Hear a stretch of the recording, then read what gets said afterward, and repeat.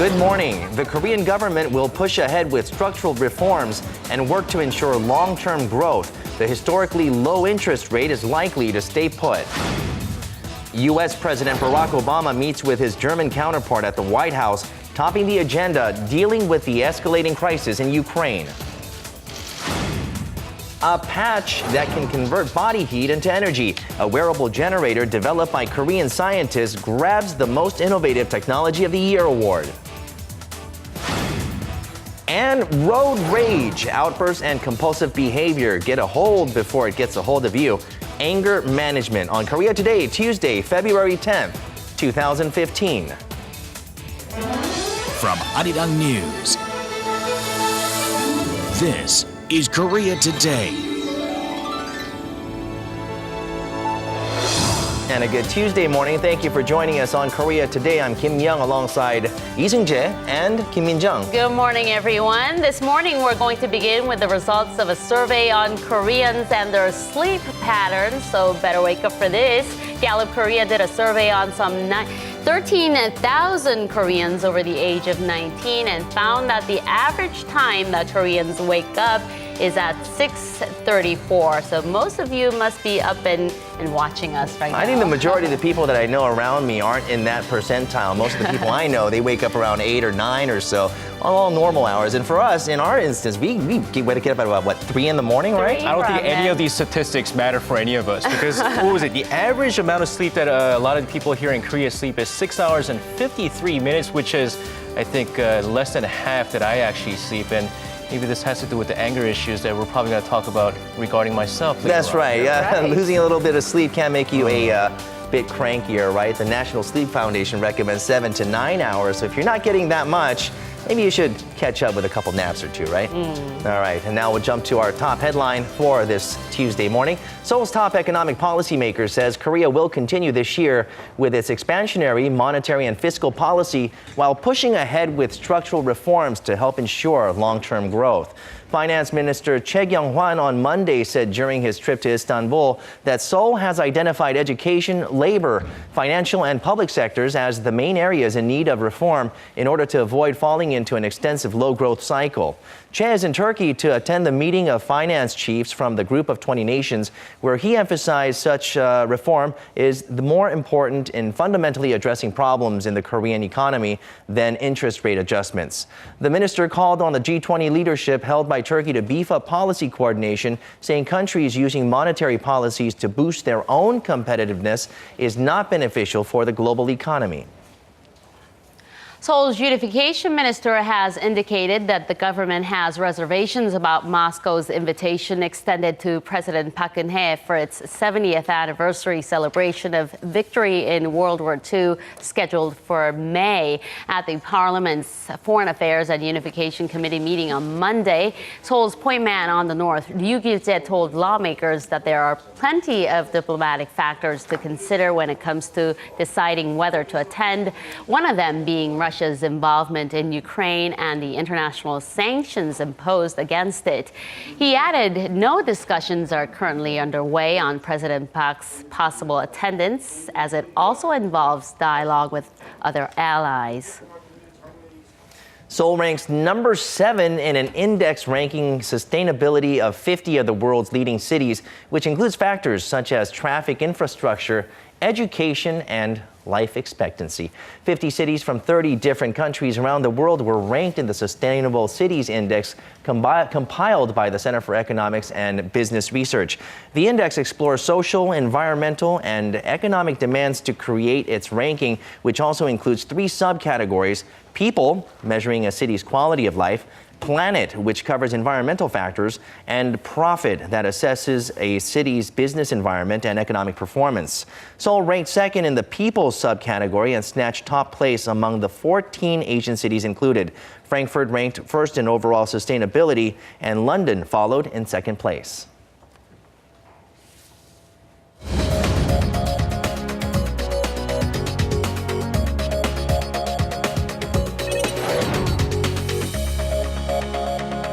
Good morning. It's time to run through the front pages of your newspaper.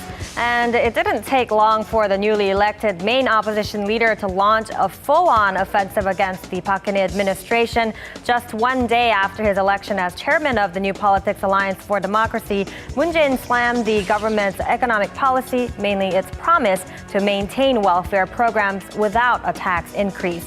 Now, this is on all the papers this morning, but we'll go ahead and begin with a look at 중앙일보. And it's the main headline here. It's called Clash on Tax Increase. First return match in 2 years. Now going head on against the president, Moon Jae-in vowed to raise the corporate tax rate yesterday. As you can see here in the sub-headline, he especially accused the president of deceiving the public with her campaign pledge to expand welfare without tax hikes. Shortly after Moon's offensive, President Park directly rebuffed her presidential rival from 2 years ago, voicing strong opposition to raising taxes and going so far as calling his demand a betrayal against the people. Meanwhile, if we go ahead and look at this image, Moon visited the National Cemetery yesterday morning to pay tribute to late presidents, including Presidents Lee Seung-man and Park Chung-hee, Park, who is the father of the current president. The caption says that this marked the first time that an opposition leader paid respect to the late authoritarian leaders whose legacies remain divisive among the Korean public. Now, moving on to another headline on 조선일보, a article from the bottom of the front page, and this one is called "We Support Statement from History Scholars Criticizing Abe." That is what the State Department in the U.S. said Sunday, strongly supporting academic freedom as history scholars in the U.S. continue to criticize Japan for pressuring an American textbook publisher to change the description of Tokyo's sexual enslavement of women before and during World War II. A group of American scholars had in fact issued a statement denouncing Japan's demand, saying no government should have the right to censor history.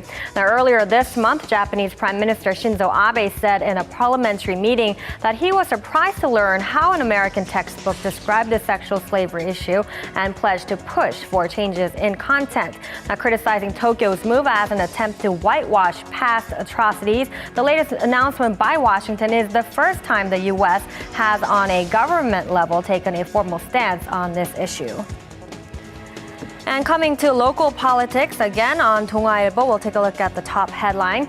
The title says, Won Se-hun receives 3-year sentence for meddling in presidential election. Now, overturning a lower court ruling, a Seoul appellate court on Monday sentenced a former head of the State Intelligence Agency to a 3-year prison term for intervening in the 2012 presidential election. If we go ahead and look closer at the article here, the Seoul High Court said Won Se-hun, who headed the spy agency from 2009 to 2013, willfully neglected an online smear campaign carried out by his subordinates against the rival candidates of President Park Geun-hye, the then ruling party hopeful. And finally, we'll wrap with some economic news on the Mail Business newspaper and take a look at this one regarding the Korean economy. And it says Korea retreats while global stock markets were bullish on growth. Now, Daily says that Seoul stock market drew back last year, all the while when major stock markets around the world saw their combined market capitalization reach an 11-year high. Now, the Seoul Bourse and market capitalization dipped one notch in its world ranking from 13th in 2013 to 14th last year. Now, while leaving Korea behind, the aggregate market value of global stock markets grew by 6% last year, reaching the highest figure seen since 2003. Now, that was a look at our local headlines this Tuesday, and more on the stock numbers from Monday.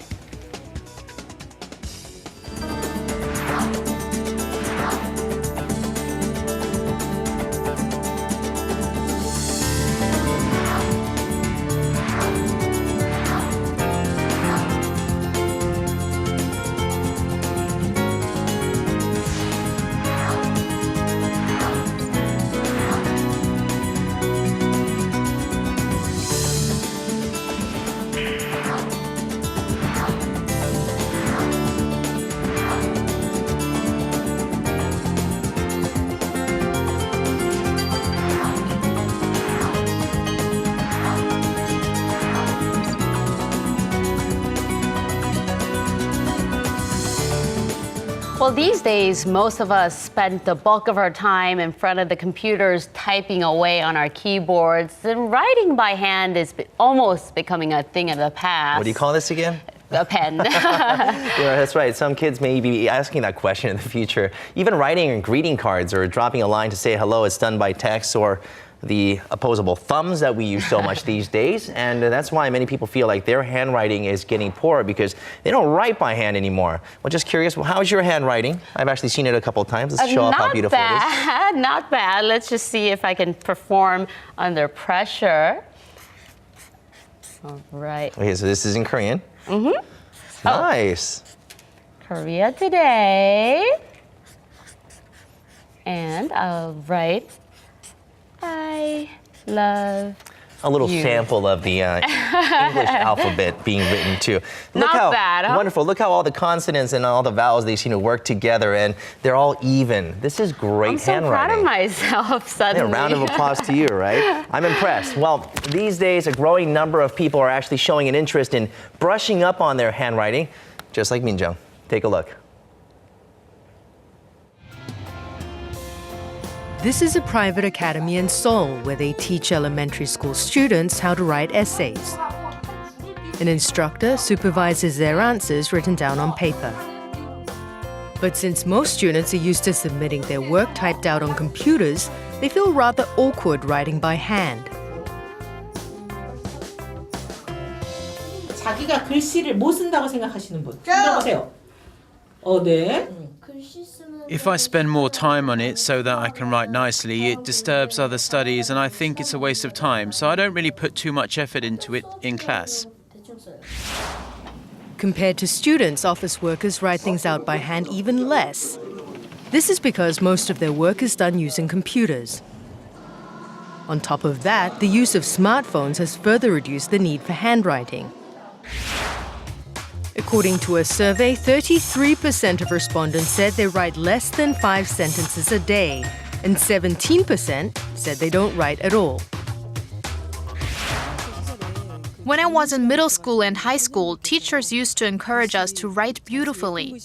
I remember how I used to practice at home, writing along dotted lines so that I could receive an award for good handwriting.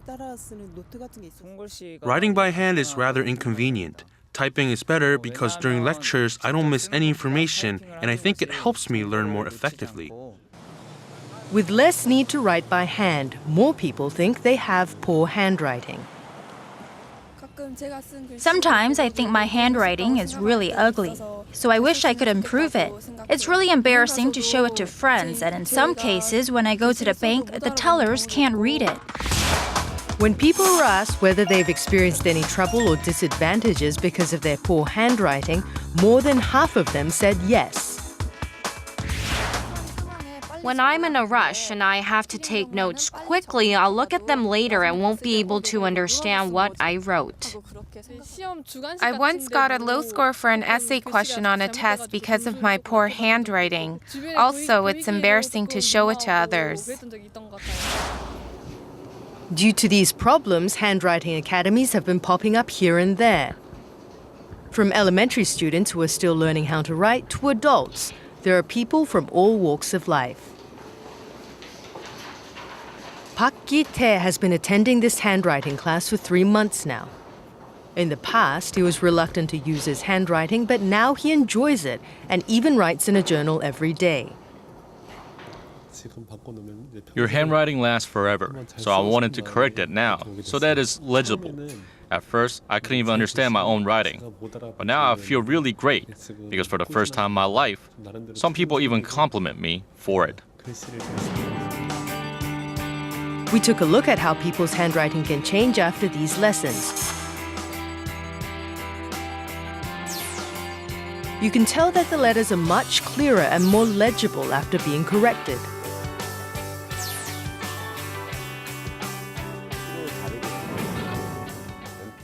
In order to write by hand well, it's important to hold a pencil with a proper grip and strength that is equally distributed when you're writing. You should hold it so that your index finger and thumb meet diagonally, and then the 3 other fingers should support the back. Like this, relax your hand and write so that the pen or pencil is upright. That way, you can write legibly. Hangul, or the Korean alphabet, is more phonetic based, so its pictorial aspect is not as important as in Chinese, but compared to other phonetic letters, it has greater aesthetic values. Although it may be the same letter, you can see different beauty in it depending on who writes it. Also, handwriting reveals part of your personality. Letters written by hand are effective in expressing your individuality. Now, as good handwriting is becoming a cause for praise, showing off your writing by hand is even becoming a new trend on social media. Along with this growing interest in good handwriting, the popularity of calligraphy-related goods is also on the rise.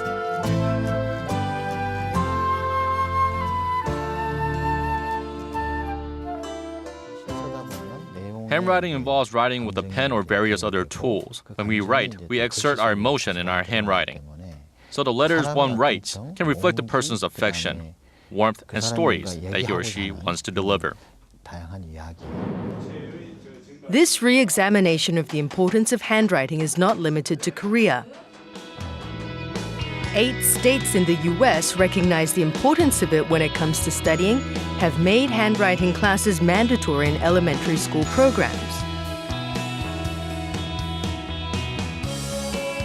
Though many people are much more used to typing on a keyboard, handwriting no doubt still carries the individuality of the writer.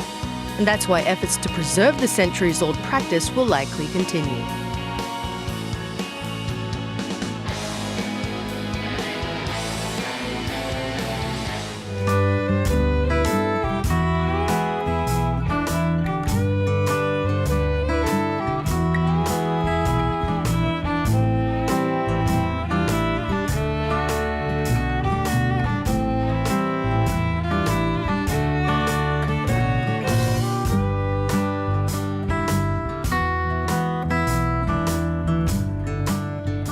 We have some good news and bad news regarding the weather today. Good news is that it's not going to be as cold as yesterday. Bad news, though, is that we have to worry about particulate matter again. Okay, so the air quality might take a beating just a tad bit, but how much? We'll get more on the weather with Chun Sung-cho. She joins us from the Hangang River Park. Good morning. Good morning to you, Sung-cho. Good morning, guys. As you can see, it's like white winter wonderland here at Hangang Park. Many of us were quite surprised at the significant amount of snowfall that fell yesterday here in Seoul. And because it started around the evening rush hour, traffic was jammed in many places, frustrating people who are trying to get back home from work. And this morning, some of this white powder can still be seen left behind on parts of the roadway. Drivers should pay extra attention on the road and maintain a slow pace on their commute, and pedestrians should be careful as well not to slip and fall on sidewalks. And the high-pressure system over the Southwest Sea that produced all the snow overnight is also sending warm westerly winds our way, raising temperatures back up closer to the seasonal average. And even right now here in Seoul, mercury levels are hovering around -1 degree Celsius, significantly warmer compared to yesterday morning, which was at -13 degrees. Though some smog may blow, along with winds from China, and raise levels of fine dust in the air in the greater Seoul area to the bad category, we can expect a comfortably warm afternoon ahead for today. And with that, let's take a closer look at today's temperature readings around the nation. Midday highs jumped up about 10 degrees higher than yesterday. They will range from 5 to 11 degrees, with Seoul being the coldest and Daegu and Busan being the warmest. This is all for me with the weather forecast. Back to the studio, Minja. Several hours ago, German Chancellor Angela Merkel held talks with her U.S. counterpart at the White House and discussed how to respond to the escalating crisis in Ukraine. For more on this and other global headlines, we're now joined by our Eunice Kim at the News Center. Good morning. Good morning. A four-way meeting is slated to happen tomorrow involving the Russian president, President Putin, who's become a bit of an international outcast, if you will. And ahead of this, the two leaders, Obama and Merkel, showed a united front. That's right, a united front despite their differing opinions. Now, Washington has been mulling over sending lethal aid to Ukraine as economic sanctions have done little to push back Moscow's ambitious and track back pro-Russian separatist advance in eastern Ukraine. German Chancellor Merkel, though, has been vocally against this move. Let's go ahead and first take a listen to a bit of what they said. If, in fact, diplomacy fails, what I've asked my team to do is to look at all options. What other means can we put in place to change Mr. Putin's calculus? And the possibility of lethal defensive weapons is one of those options that's being examined. But I have not made a decision about that yet. I have given you my opinion, but you may rest assured that no matter what we decide, the alliance between the United States and Europe will continue to stand, will continue to be solid, even though on certain issues we may not always agree. So you heard that Washington has not made a decision yet, though several key Republicans have been pushing for sending lethal aid to perhaps help curb the tide in Kiev's favor. Chancellor Merkel, who meets Russian President Vladimir Putin tomorrow to try to work out a peace deal with their Ukrainian and French counterparts, said Russian aggression had only strengthened the alliance between Europe and the U.S. in their quest to find a roadmap to peace. Now, Obama and Merkel also discussed the Islamic State threat and the Greek debt crisis, on which the German leader said she would wait for a sustainable proposal from Athens. Let's turn our eyes now to Japan. Prime Minister Shinzo Abe seems to be enjoying higher approval ratings after its hostage crisis involving the Islamic State, in which 2 of its nationals were killed. That's right, and it is a first poll since the public slaying of war correspondent Kenji Goto. Japan's largest daily Yomiuri Shimbun held a poll which found that support for Abe had grown to 58% from the 53% measured in January. Now, another poll by Kyodo found that more than 60% said they did approve of the government's response to the hostage crisis. And here is one more figure at you. Both dailies had a majority of their respondents agree with Tokyo's plans to continue humanitarian aid to Islamic State-affected regions. The tragic cases seem to have brought the country a little bit more together. Right. Thank you, Eunice, for that. Sure thing. And still to come on Korea Today, we're going to take a look at a wearable generator developed by a team of Korean scientists who won an international award for the most innovative technology of the year. How does the body generate power? We'll meet the creator behind this innovation, so do stay with us.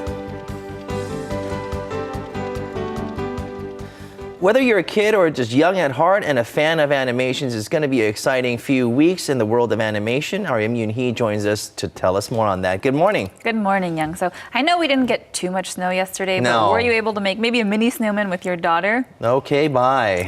Okay, no, bye. we weren't able to. There was no snow in my area, actually. Keep fingers crossed, maybe a little bit more snow for I'm her. hoping for some because we weren't able to make any snowmen this whole year. Well, maybe I'll shave you a little bit on the side. But right. The world's favorite snowman is said to be back just in time for spring, along with a slew of other animations that are set to head our way in Korea. Take a look at this next report. If you still haven't gotten on the Frozen train, here's another chance. Disney has recently announced a sequel to the hit movie in the form of a short film, set to debut along with Disney's new non-animated film, Cinderella. Frozen Fever follows Queen Elsa, who's planning a birthday party for her sister Anna. But along the way, the queen gets a cold, causing her powers to go out of control. Korea fell victim to the Frozen flurry after its release in Korea early last year, and the trend is likely to continue with the release of the sequel. But it's hard to ignore this movie, as it's seen on shelves in all shapes and sizes, everywhere. Another animated film with high expectations, the lovable SpongeBob SquarePants has left Bikini Bottom in the SpongeBob movie Sponge Out of Water. The animated action-adventure comedy premieres on the 18th in Korea. Meanwhile, the Japanese animation character Doraemon appears in a feature film that opens this week. The world of animation is always expanding, shedding new light on old stories, like the new animated musical, Legends of Oz, Dorothy's Return, a familiar tale told through new eyes. Another animated film to check out is Yellowbird, which follows a young bird and his new adventures in life. You know, those are all like the characters that I've seen because my kids are just hogging up the TV these days, right? Doraemon is one of them. He's one of the popular characters. Very popular character, Lots right. of movies, Doraemon, right? Doraemon, lots right. of different movies featuring this guy, as well as characters being sold, dolls, etc. Right, so, but this particular movie is said to be very popular. It raised over $86 million worldwide last year with its sales, so a lot of expectations for it here in Korea. Very popular character, especially with the kids. Okay, speaking of popular characters, you cannot leave out the Frozen characters, Princess Elsa or Queen Elsa. I've heard your and daughter is a all big the fan. others. Yeah, they're huge, right? Everyone's huge on this, right? It looks like the fad's not over yet. Right, so with this Frozen fever, it's actually being created by the original team, so people are very excited for that, especially for a few new songs that are set to be released with this short film. So we'll have to see. I feel like it's going to be released, like you heard in the report, with the Cinderella Disney non-animated version of Cinderella, but I feel like many people are going to be going there to see the little Frozen movie there as well. Okay, well, I mean, Disney animations, they're legendary, but let's go to Korean animations. A lot of these Korean animations and characters, they're catching on a little bit of steam as well, right? Right, so there really has been a push to sort of bolster the Korean animation front and really push it onto the global market. So CJ E&M, one of Korea's largest entertainment companies, has put in about $15 million in US dollars investment to a new cartoon series called Robot Trains RT, and that's said to really go for the global market, not just the Korean market. So we'll have to see how that fares in the future. But really, you are going to see a big push on the Korean animation front here in the country. All right, well, sounds great. We'd be very happy to hear more on the Korean animation industry, making it worldwide as well. Thank you very much for joining us. You're very welcome. All right, still ahead on Korea Today. Have you ever found yourself stuck in traffic, no air conditioning, and that rage that's inside you, it seems to be growing and you keep it bottled up, but what happens, sometimes it explodes and you just can't seem to control it. Following a series of accidents and crimes stemming from an outburst of rage, more interest is on how to better manage anger and frustration experienced in daily life. Where does this pent-up anger come from and how do you take control of it? Doctor joins us with some answers on that.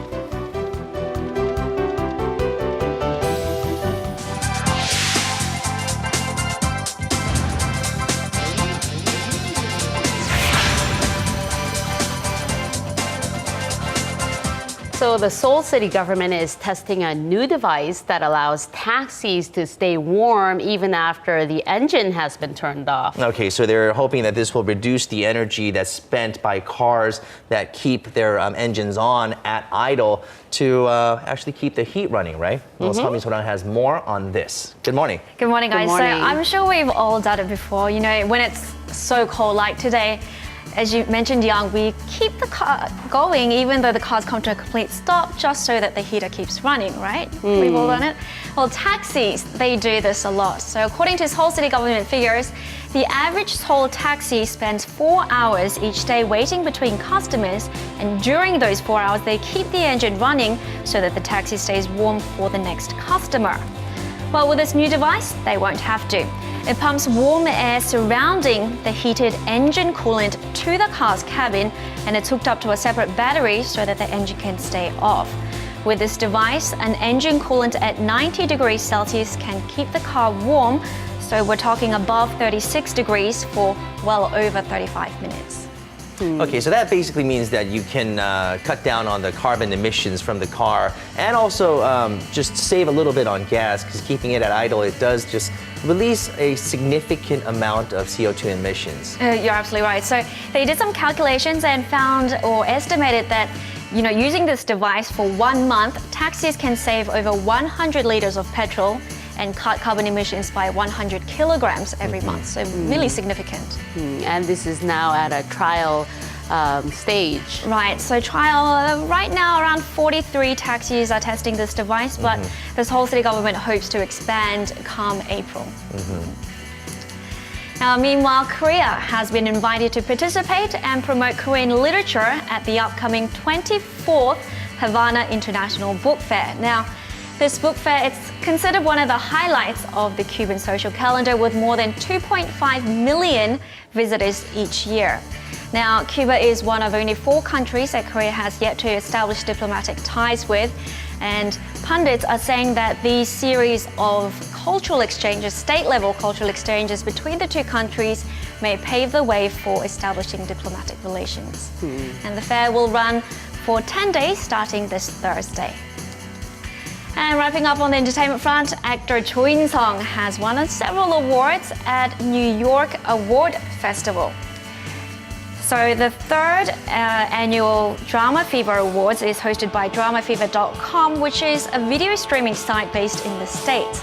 Now, to select the winners, they held an online poll and over 1.5 million voted in 13 categories, including Best Variety Show, Best Actress, Best Movie, and so on.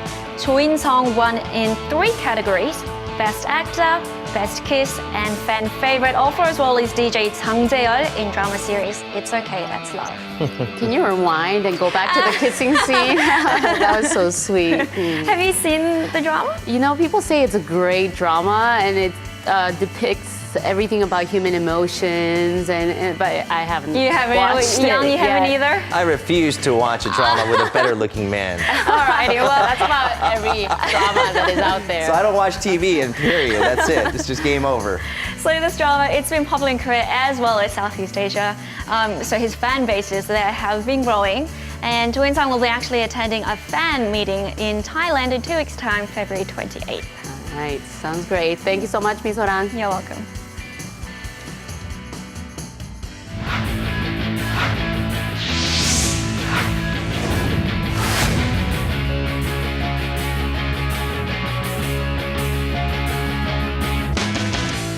All right, back to our sports news today, and we're going to kick things off with the big event which took place yesterday, marking the 3 years until the 2018 Pyeongchang Winter Games, which is, of course, going to kick off in the resort town. But what was supposed to be a ceremony turned into a reality check, showing how much work still needs to be done. Despite the festive atmosphere at the special event, which marked the 3 years until the Pyeongchang Winter Games, more people were worried about the current status of the venue. Now, with the number of constructions not up to par and a lack of sponsors, shadow loomed over the ceremony and more questions were asked and answered. But despite all this, the organizing committee continued to remain optimistic, with the next big status update set to take place on May 16th, which will mark D1000 until the torch is lit. Now, speaking of burdens, when you have a title like Super Rookie, there's a pressure to win your first title. But not for these former KLPGA stars, including Kim Se-young, who already won her first LPGA Tour title this weekend. But it didn't come easy with all the wind at the Pure Soak Bahamas LPGA Classic, as she went into a sudden death playoff round against fellow Korean Yoo Sun-young and Thailand's Arya Junnagarn. But after a birdie in the first hole, she claims her first LPGA Tour title, giving Korea their second title in 2 tournaments so far this season. Meanwhile, with Park In-bi finishing a stroke ahead of Lydia Ko, the fight for the top world ranking remains closer than ever. Now, while Kim Se-young is having a great season so far in 2015 really hasn't been so great for Olympic swimmer Park Tae-hwan, who's currently involved in a doping scandal. And although it seems like all signs are pointing to him unknowingly receiving these shots, that doesn't seem to matter for the Korea Swimming Federation. Now, with the nomination and winners of the 2014 Korea Swimming Federation Athlete of the Year honors being announced, Park Tae-hwan was left off the short list amid the ongoing investigation with this doping scandal. Now, Park, who won 1 silver and 5 bronze medals and set a new Korean medal record with 20 last season during the Incheon Asian Games, was the clear favorite. But with the latest incident, 2 divers will receive the top honors in Woo Ha-ram and Park Han-byeol. And that's going to wrap it up for me. This has been SJ. Have a great rest of the day, and see you guys again for your sports needs.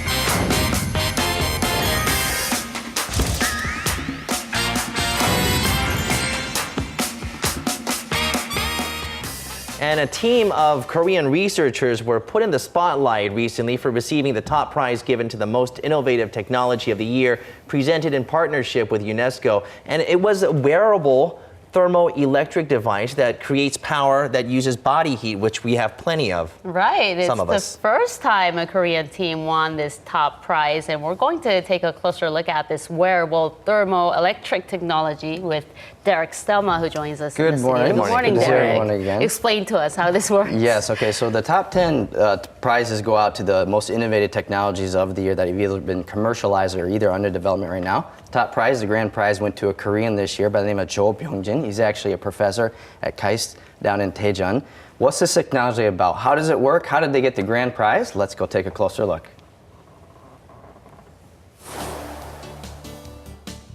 The 2015 NetExplo Awards in partnership with UNESCO took place last Wednesday, local time in Paris.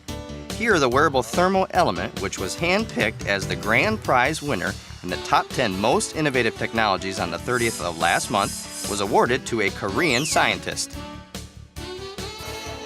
Devices such as tablet computers, drones, and flexible screens, now all familiar products to the public, have made it on the past list of innovative technology, surprising many.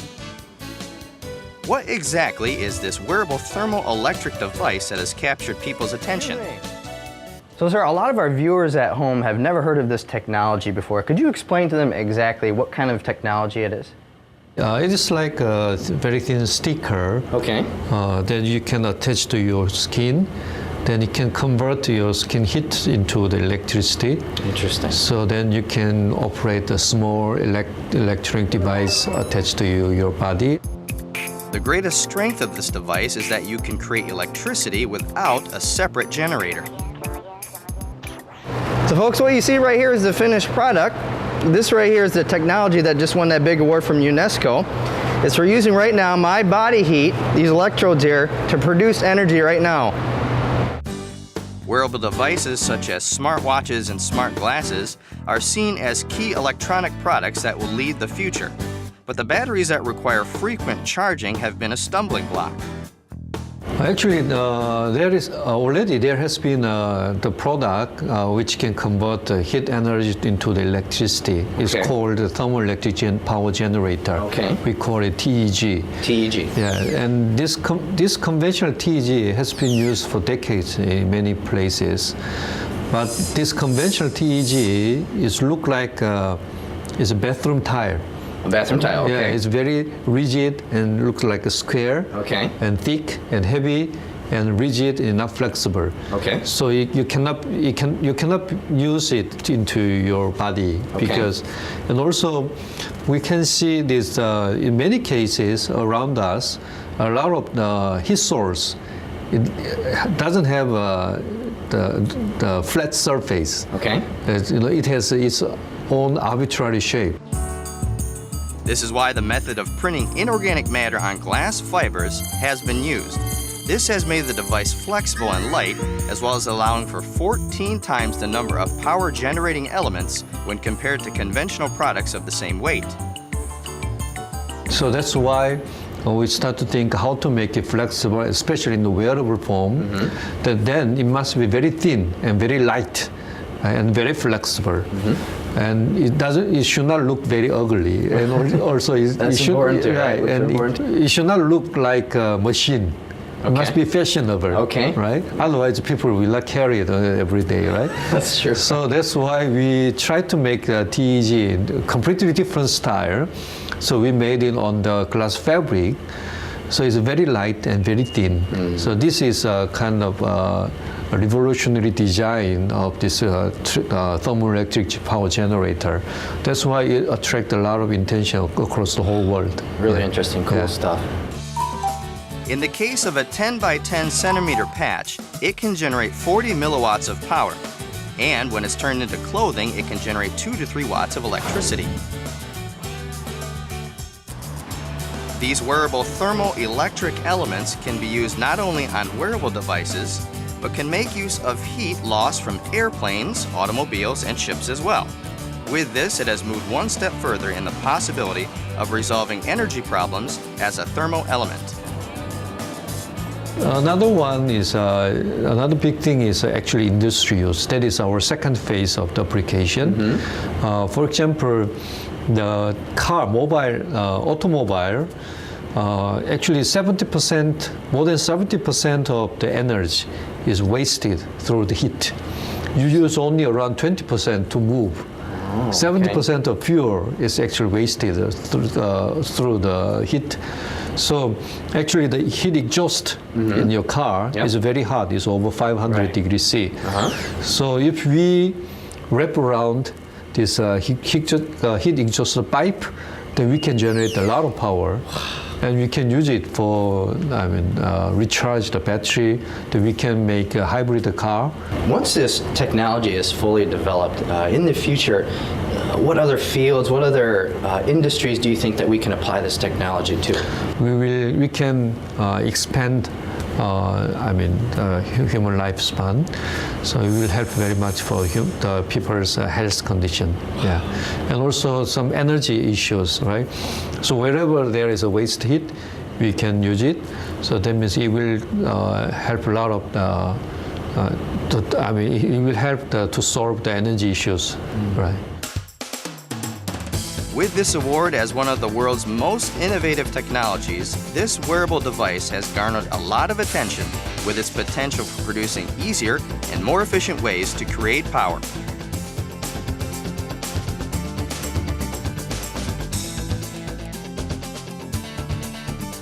So you can really harness and extract a lot of energy if you wrap these sensors around a muffler, for example. But does that mean that temperature actually matters? So less body heat, does that yield less energy? The amount of energy, it depends on the difference between your body temperature and your surroundings. So it's going to depend on where you're at. So for example, let's say like during the summer months, if I'm outside in the blistering heat, the amount of energy produced, it's going to be different than if I'm inside in an air-conditioned room there. So the difference, when that difference is small, you're going to create less energy. So you want to be in a cooler atmosphere? Right. Okay. So a lot of work is still underway to commercialize this technology. And when can we expect to see some related products out in the market? We're still in the early stages, and they are building some prototypes at the moment, but once it is finalized, it's actually going to be implemented first into the medical field.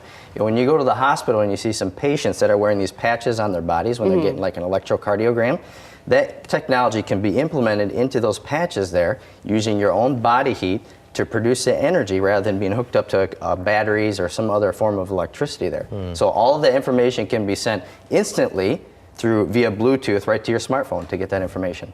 So we talked about different fields that it could be utilized once this technology, I guess, gets more advanced and gets more commercialized. But what are other things, I guess, we could look forward to when it does get commercialized, like you said, because it is in the early stages right now. Right. And as you can imagine, since they won the grand prize, they've been getting a lot of phone calls from a lot of big tech companies like Google and Apple. So once it's finally implemented, it's initially going to be used, like, for example, smartwatches that we were mentioning in the video. In that wristband there, that technology can be used on the inside of that band.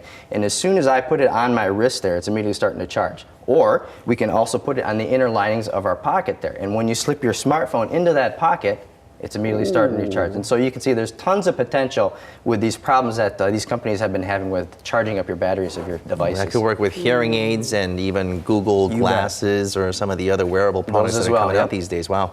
Sounds like science fiction to me, but apparently not, right? Very all of these stuff. things in the works. All right, thank you so much, Derek. Thanks for having me.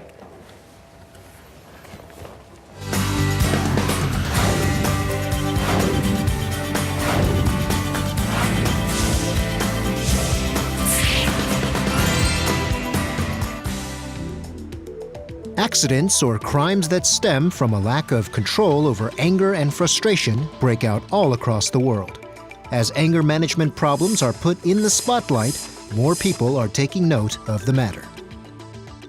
According to a survey, the number of patients seeking medical assistance for impulse control disorders has increased by roughly 30% over the past 5 years.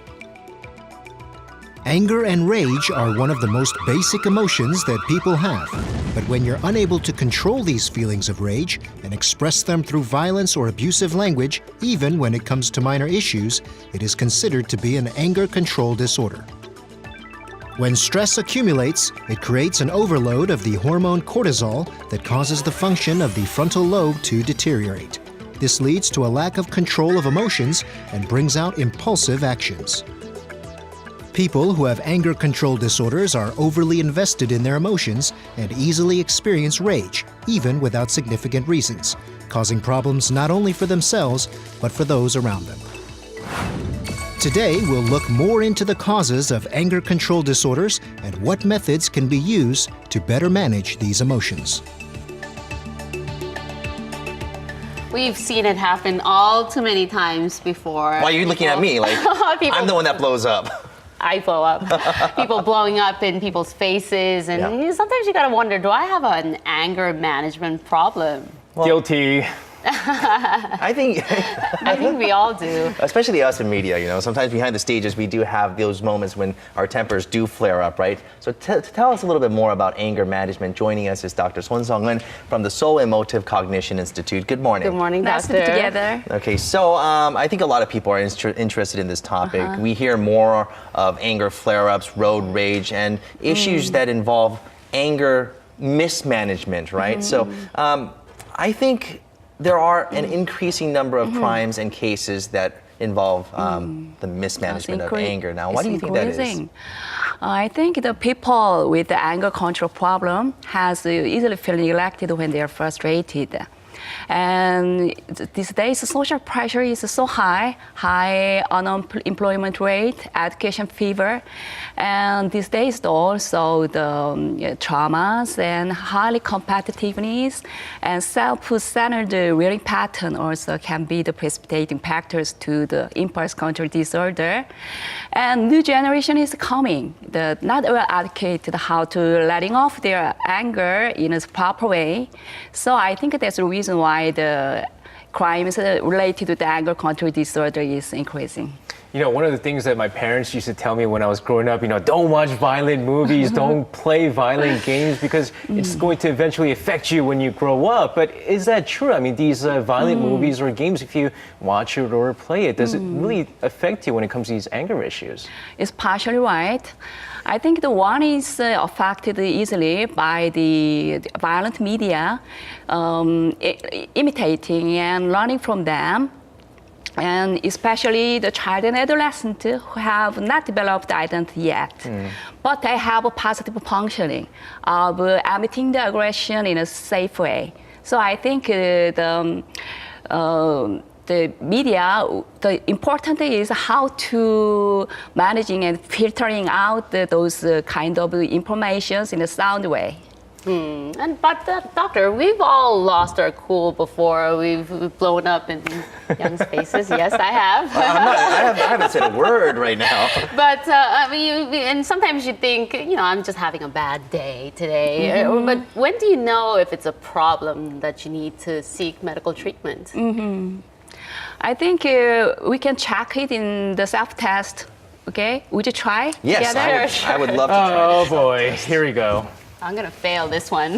There is no pass or fail. It's just, you know, you need help or not. I feel angry when things do not go my way.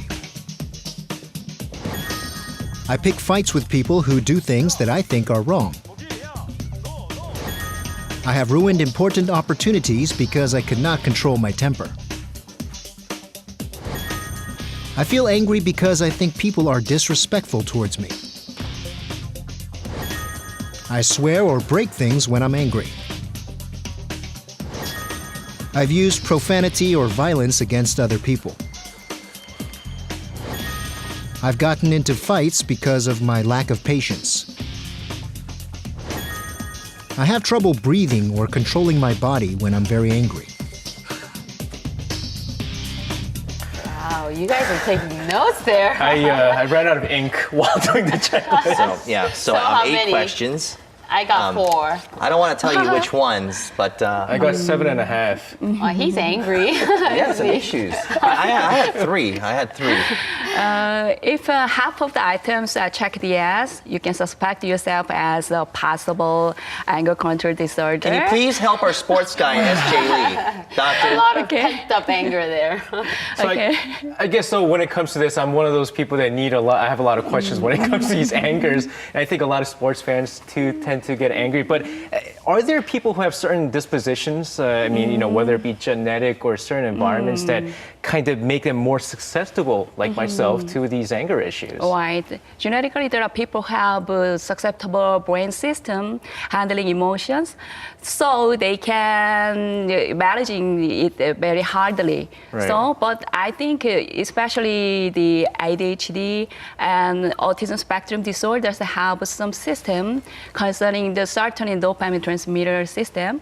But nurturing is very important. How to experience social experience is important. So if one is abused and neglected emotionally, physically, psychosexually, and one can gather accumulated anger. So I think the family violent interaction is very harmful to the children. And also the traumatic brain injury, stroke, cerebral infarction, or dementia can also cause the impulse control disorder. Okay, so lots of different factors there. Now, if you're at home and you're viewing and you checked off more than half of them, as SJ Lee did, you might want to pay attention to some of the treatment options available. SJ, pay attention. All right.